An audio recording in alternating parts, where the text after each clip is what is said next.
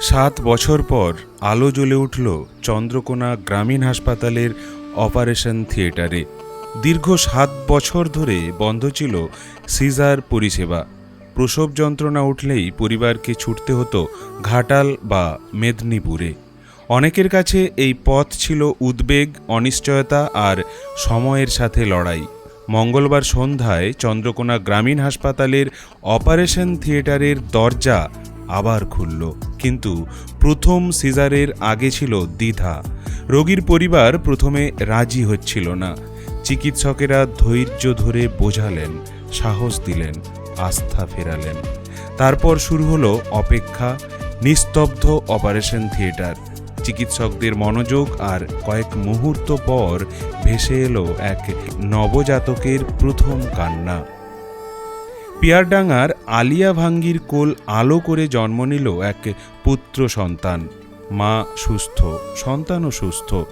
বাইরে তখন স্বস্তির নিঃশ্বাস পরিবারের, আর ভেতরে চিকিৎসকদের মুখে তৃপ্তির হাসি। এ যেন শুধু একটি সফল অস্ত্রোপচার নয়, এ ছিল 7 বছর পর এক হাসপাতালের নতুন করে বেঁচে ওঠার গল্প। যে অপারেশন থিয়েটার একদিন চিকিৎসকের অভাবে স্তব্ধ হয়ে গিয়েছিল, সেখানেই আবার শুরু হলো জীবনের নতুন অধ্যায়। চন্দ্রকোনা, গড়বেতা, কেশপুরের হাজার হাজার মানুষের কাছে এই দিনটি তাই শুধু একটি চিকিৎসা পরিষেবা চালুর দিন নয়, এদিন আশা ফিরে পাওয়ার দিন। এই সাফল্য শুধু একটি অপারেশনের নয়, এটি একটি এলাকার হাজারো মায়ের নিরাপদ মাতৃত্বের নতুন স্বপ্নের সূচনা। সৌমেন মিশ্রের রিপোর্ট, স্থানীয় সংবাদ, ঘাটাল। স্যার, আপনি তো এখানে তো বেশ কয়েক বছর ধরে চিকিৎসা পরিষেবা দিচ্ছেন বা চিকিৎসা সেবা আছে। আমি এখানে 3 বছর আছি। 3 বছর। আজ কেমন অভিজ্ঞতা, কেমন লাগলো, কি বলবেন? না, খুবই ভালো লাগলো। মা বাচ্চা দুজনেই সুস্থ আছে আর সব কিছু ঠিকঠাকভাবে হয়েছে। সবই ঠিক আছে। আগে তো পেশেন্ট পার্টির কাছে কথা শুনতে হয়েছে যে এত দূরে পেশেন্টকে ভর্তি করছি বাচ্চা হওয়ার জন্য, মেদিনীপুর বা ঘাটাল ছুটে যেতে হচ্ছে সিজারের জন্য, এই ধরনের কথা শুনতে পেশেন্ট হয়েছে। জন্য তো খুবই ভালো হলো, মেদিনীপুর ঘাটাল ওদিকে আর যেতে হবে না, এখানেই পরিষেবাটা পেয়ে যাবে। ঠিক আছে। এখানে তো অনেকদিন বাদে, অনেকদিন তো বন্ধ ছিল সিজার।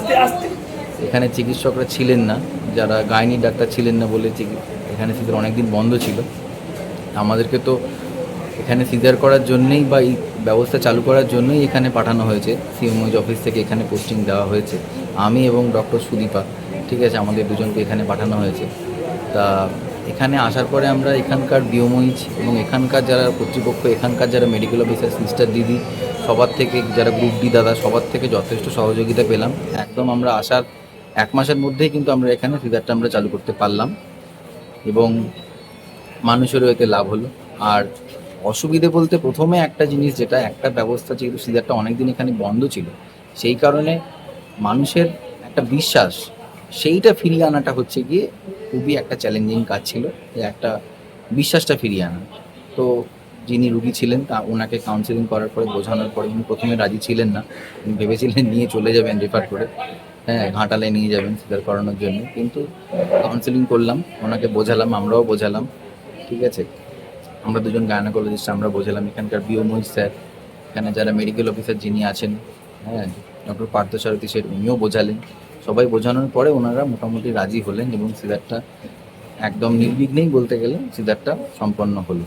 বাচ্চা পুরোপুরি সুস্থ, মাও এখন সুস্থ। একটা জেলা হাসপাতাল বা মহকুমা হাসপাতালে যে পরিকাঠামো থাকে সিজারের ক্ষেত্রে, নিশ্চয়ই দীর্ঘদিন বাদে শুরু হয়েছে, সেইটা নেই। আপনার কাছে কতটা চ্যালেঞ্জ ছিল?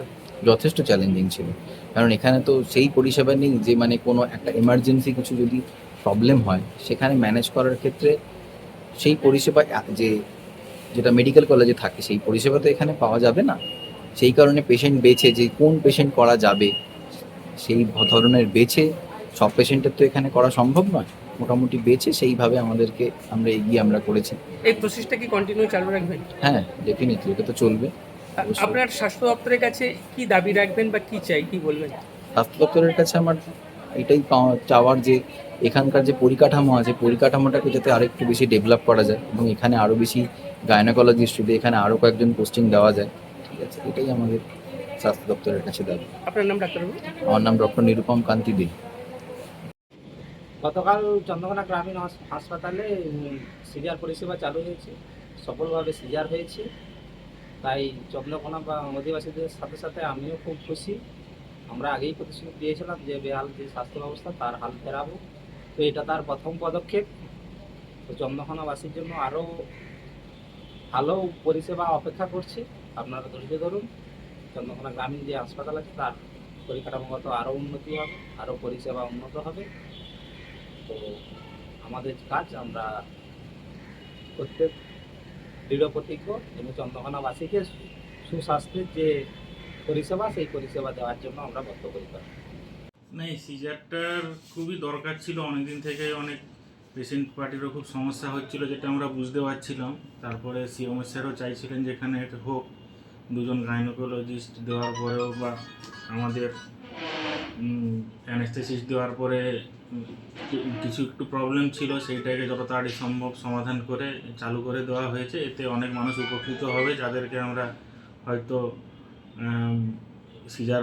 সিজারের জন্যই পাঠাতে হতো, তাদের আর পাঠানোর দরকার হবে না। এখানেই আমাদের সিজার হবে, ঠিক আছে। চন্দ্রকোনা গ্রামীণ হাসপাতালের উপর তো বৃহৎ একটা এলাকা নির্ভর করে, প্রতিনিয়ত প্রচুর মানুষ আছে।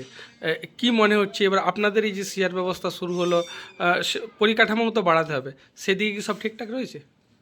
পরিকাঠামোর দিক দিয়ে বাড়াতে গেলে কিছু সব তো আর এখানে একদম ফুলফিল নেই। যেগুলো লাগবে সেগুলো আমরা রিকোয়ারমেন্ট পাঠিয়েছি, ওটিটার একটু মডিফিকেশান লাগবে, ঠিক আছে।